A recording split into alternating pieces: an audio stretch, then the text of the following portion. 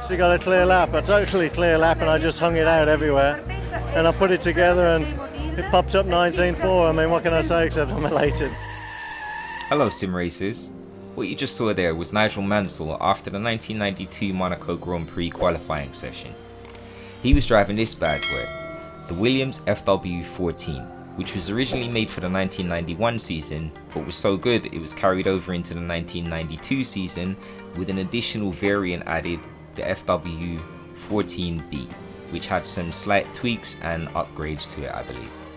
There was a successor to this car, which was the FW15. This was for the 1993 season, and this was driven by Alain Prost to secure his 4th World Drivers' Championship before retiring from the sport for good.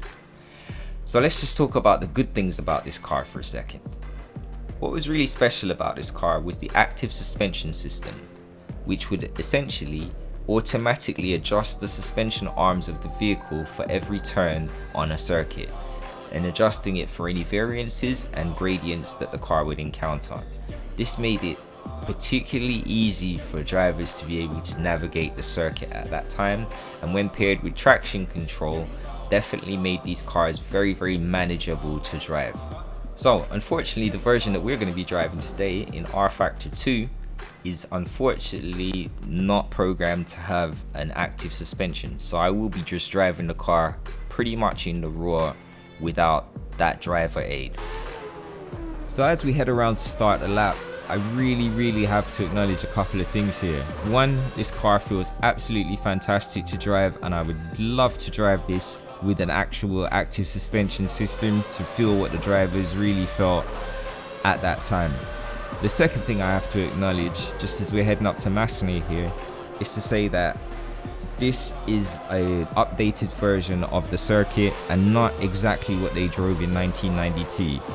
So it's totally kind of arbitrary, me chasing this time, and it's just a fun thing to do and to give me a reason to drive around the Monaco, which is really cool.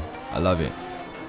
So anyway, we go through Portier here, heading down, trying to put our foot down to blast through this tunnel. I absolutely love tunnels, and if you check through the videos, you'll see me driving through this for real.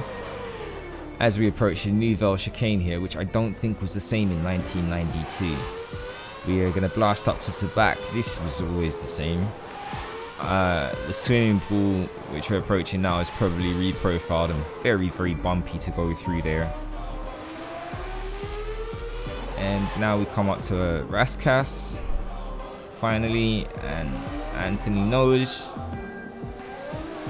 So back onto the start finish straight, and let's see how we're looking. We're up already, massively up on where we were. Look at that, a 119.429. So I think that technically puts us ahead of world champion Mr. Nigel Mansell with his 1 minute 19 and 4, I think it's a 495, 491, something like that. So yeah, totally arbitrary, really doesn't mean anything, but I definitely had fun doing it, and hope you had fun watching it.